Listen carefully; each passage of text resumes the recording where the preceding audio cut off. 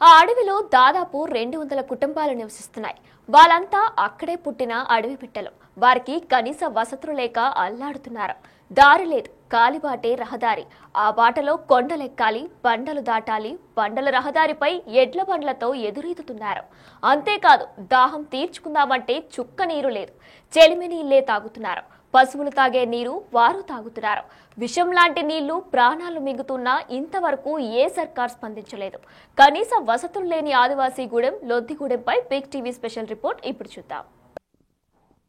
ఆదివాసీగూడెం మారుమూల ప్రాంతం లొద్దిగూడ దేశానికి స్వాతంత్రం సిద్ధించి 7 దశాబ్దాలు దాటుతుంది. అయినప్పటికీ ఈ ఆదివాసీ బిడ్డలకు ఆకుపసరే వైద్యం, కాలిబాటే జాతీయ రహదారి. ఈ ఆదివాసీ బిడ్డలు కాలిబాటన వెళ్తూ ఆదివాసీలు ఎలాంటి ఇబ్బందులు పడుతున్నారు, ఏ విధమైన అవస్థలు పడుతున్నారు, మనం కాలిబాటన వెళ్ళి ఆదివాసీ కష్టాలను చూద్దాం. కిలోమీటర్ల దూరం కాలినడకనే దిక్కు. లోతైన లోయలో ఉంది కొమరంభీం జిల్లా జైనూరు మండలంలోని లొద్దిగూడెం గ్రామం. అక్కడ నివసిస్తున్న అడవి బిడ్డలు జీవన పరిస్థితులను బయట ప్రపంచానికి తెలిపేందుకు బిగ్ టీవీ బృందం బయలుదేరింది. దూరం 6 కిలోమీటర్లే, కానీ ప్రయాణం సర్కస్ ఫీట్లు చేసినట్టుగా ఉంటుంది.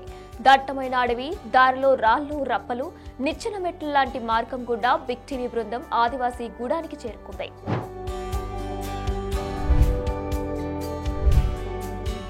మారుమూల గిరిజన గూడెం లొద్దిగూడ అనువంత అభివృద్ధి లేని చీకటి గూడెం. గూడానికి దారి లేదు, కాలిబాటే రహదారి. ఆ రహదారిలో గూడెం బిడ్డలు గూడెం నుండి బయటకు వెళ్లాలంటే కొండలు గుట్టలు ఎక్కి దిగుతున్నారు. లొద్దిగూడెం జైనూరు మండలంలో మారుమూల గ్రామం 200 జనాభా ఉంటుంది. వీరికి కనీస వసతులు లేవు. వీళ్ళందరూ పోడు సాగు చేస్తూ జీవనం సాగిస్తున్నారు. లొద్దిగూడ గిరిజనులకు త్రాగునీటికి ఏ వసతులు లేవు. మిషన్ భగీరథ ట్యాంకు లేదు, ఇంటింటికి నల్లాలు లేవు. దాహం తీర్చుకోవాలంటే వాగునీరే దిక్కు. ఆ వాగులో చెలిమేను తవ్వుకున్నారు. చెలిమిలో వచ్చే బొట్టు బొట్టు నీటిని ఒడిసి పట్టుకుంటున్నారు. బిందెలో నీళ్లను నింపుకొని 2 కిలోమీటర్ల దూరంలో ఉన్న ఇంటికి నెత్తిపై మూతలు మోస్తూ తీసుకుపోతున్నారు. అదే చెలిమిలో పశువులు కూడా దాహం తీర్చుకుంటున్నాయి. ఆ పశువులు త్రాగే నీరును ఆదివాసీలు కూడా తాగుతున్నారు. ఈ కలుషిత నీటితోనే రోగాలు వస్తున్నాయి. చిన్న పిల్లలు, వృద్ధులు జ్వరాలు బారిన పడుతున్నారు. అయినా తమకు వాగునీరు తప్ప వేరే గత్యంతరం లేదంటున్నారు. నీటి సమస్యను పరిష్కరించాలని కోరుతున్న అధికారులు పట్టించుకోవడం లేదని సర్కార్ తీరుపై లొద్దిగూడెం ప్రజలు ఆగ్రహం వ్యక్తం చేస్తున్నారు. నీళ్ళంటే ఏ నీళ్లు తాగుతున్నారు, ఎన్ని రోజుల నుంచి తాగుతున్నారు, మీకు మిషన్ భగీరథకు సంబంధించిన ట్యాంకులు లేవా, అదేవిధంగా నల్లాల నుంచి నీళ్లు రావడం లేదా? ఇవ్వలేదు సార్, ట్యాంకుల నుంచి ట్యాంక్ లేదు, భగీరథ లేదు. మేము 2008 నుంచి ఇక్కడ నుంచి నీళ్ళే తాగుతున్నాం సార్. ఒకవైపు పశువులు తాగుతున్నాయి, ఏవైతే మీరు పెంచుకునే ఎద్దులు తాగుతున్నాయి, అదేవిధంగా మీరు కూడా ఈ నీళ్ళనే తాగుతున్నారు. ఏమైనా ఇబ్బంది పడుతున్నారా, రోగాల బారిన పడుతున్నారా?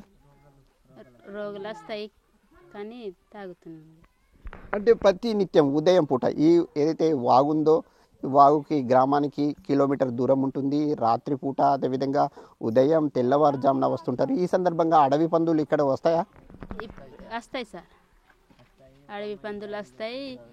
సాయంత్రం దాకా వస్తాం, మళ్ళీ చీకటి అయితే రాము. ఇక నీళ్ళు లేకుంటే కూడా అక్కడనే అడ్జస్ట్ చేస్తాం సార్. కనీసం గుక్కెడు నీళ్లు తాగుదామంటే నీళ్లు లేవు. చెలిమి నీళ్ళని తాగడం ఇబ్బంది అనిపించట్లేదా? నెత్తి మీద బిందెలు పెట్టుకొని మూతలు మోస్తున్నారు. ఆ ఇబ్బందులు కలగడం లేదా? కలుగుతున్నాయి సార్, ఇబ్బంది బాగా, చాలా ఇబ్బంది కనిపిస్తుంది. కానీ ఎవరిని చెప్పాలి, బాగా మంది వస్తున్నారు కానీ ఇట్లా తీస్తున్నారు, ఏం చేస్తలేరు. మీ సమస్యను ఏదైతే అంటే గతంలో ఉన్న బీఆర్ఎస్ ప్రభుత్వం 10 సంవత్సరాలు పాలించింది. అన్ని గ్రామాలకి సంబంధించిన మిషన్ భగీరథ ట్యాంకులు నిర్మించారు, నల్లాలు ఇచ్చారు. మీ గ్రామంలో అలాంటి సౌకర్యాలు ఉన్నాయా? లేవు సార్, నల్లలు లేవు, ఏం లేదు సార్, ఏమి ఇవ్వలేదు ఇక్కడ.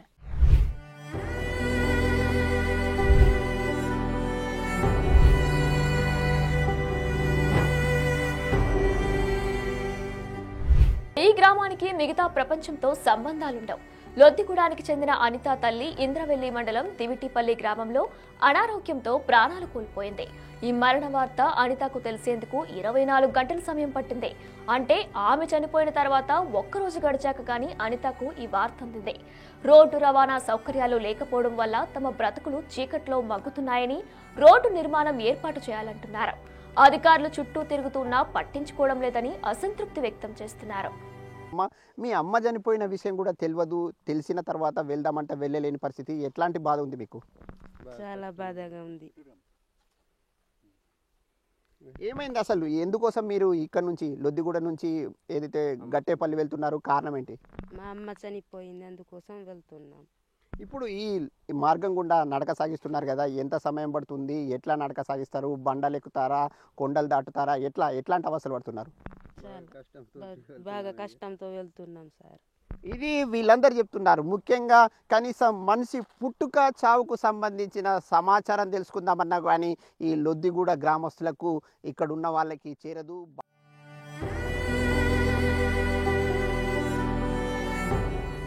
ఆదివాసీ బిడ్డలకు దారికంఠం ప్రాణకంఠంలా మారింది. గూడెంలో ఆదివాసీ గర్భిణీలకు పురిటి నొప్పులు వచ్చినా, పాము కాటుకు గురైన అనారోగ్యం బారిన పడ్డ వారికి దేవుడే దిక్కు. ప్రసవం సమీపించిన మహిళలకు ఎడ్ల బండిలో తరలిస్తున్నారు. ఎడ్ల బండిపై పురుడు కోసం ఆసుపత్రికి తరలించడం అంటే మాటలు కాదు, అతి కష్టంతో కూడుకున్న ప్రయాణం. రాళ్లు రప్పులు దారిలో సకాలంలో ఆసుపత్రికి వెళ్లలేకపోతున్నారు. ఇటీవల మార్గ మధ్యలోనే 2 గర్భిణీ స్త్రీలు ప్రాణాలు కోల్పోయారు. ఇంకొందరు మధ్యలో ప్రసవించారు. తమ పురిట కష్టాలు చూస్తే పుడిమి తల్లికి కూడా దుఃఖం వస్తుందంటున్నారు. కానీ సర్కారు మాత్రం మనుషులు చనిపోతూ ఉన్నా స్పందించడం లేదని గిరిజనులు వాపోతున్నారు. అధికారుల తీరుపై ఆగ్రహం వ్యక్తం చేస్తున్నారు.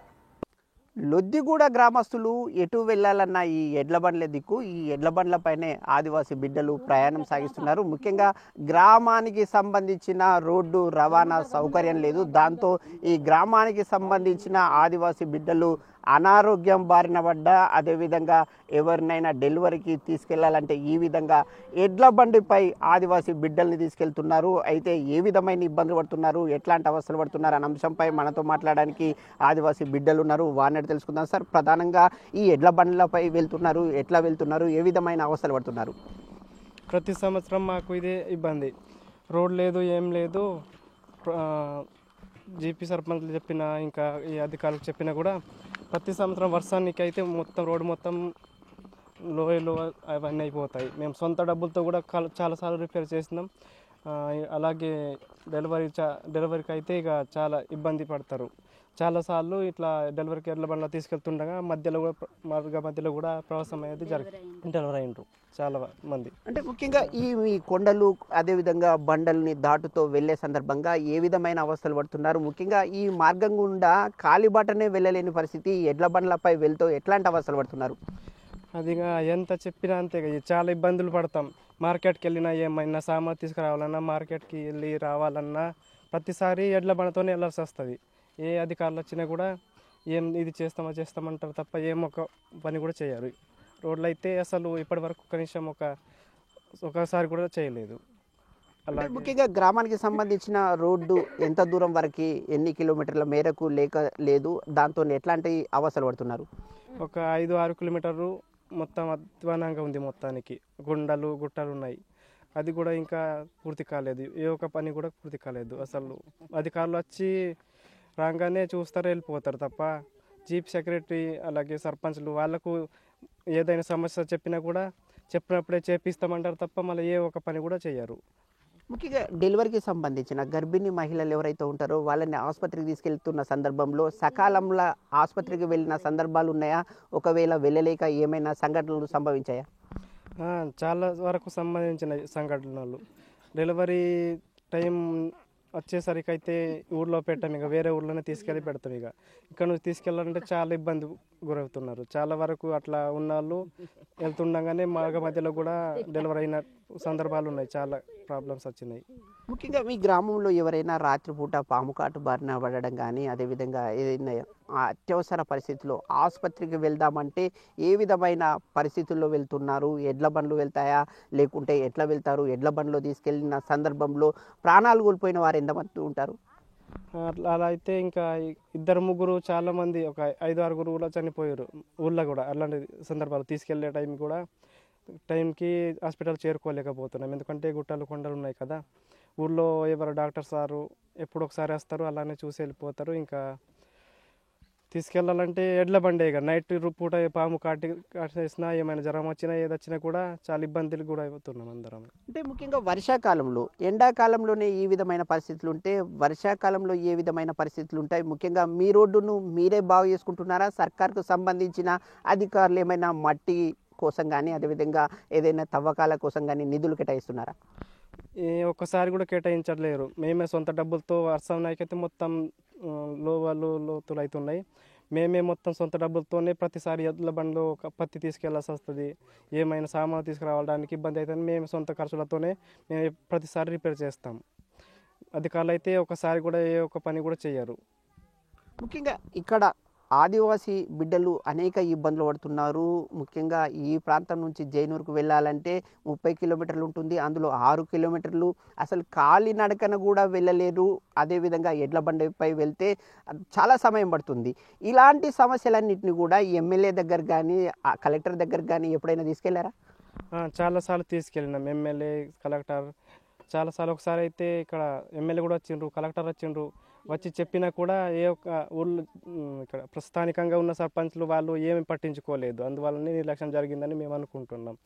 వాళ్ళు ఒకవేళ అధికారులు చెప్పినట్టు వీళ్ళు కూడా సమస్యలకు ముందు వరకు తీసుకెళ్ళి ఉంటే ఇంకా బాగా అవుతుండేమో అని అనుకుంటాను. ఇప్పటి వరకు ఇంకైతే ఏ ఒక్క పని కూడా కంప్లీట్ కాలేదు. ఊళ్ళో మరుగుదొడ్లు లేవు, వాటర్ సమస్య ఉంది.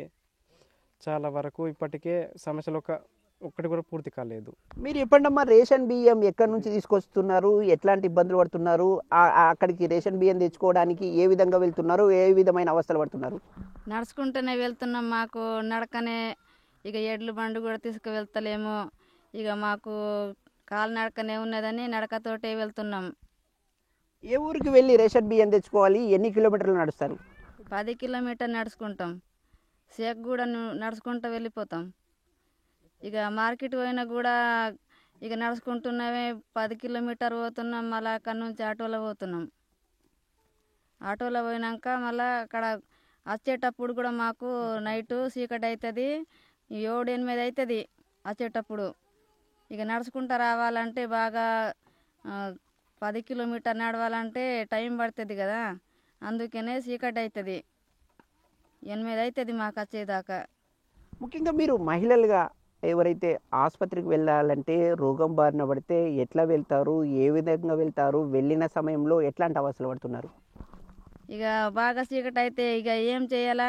ఇక మనతోటి ఎవరు వస్తారు? ఇక మేమే వెళ్ళాలని వస్తున్నాం.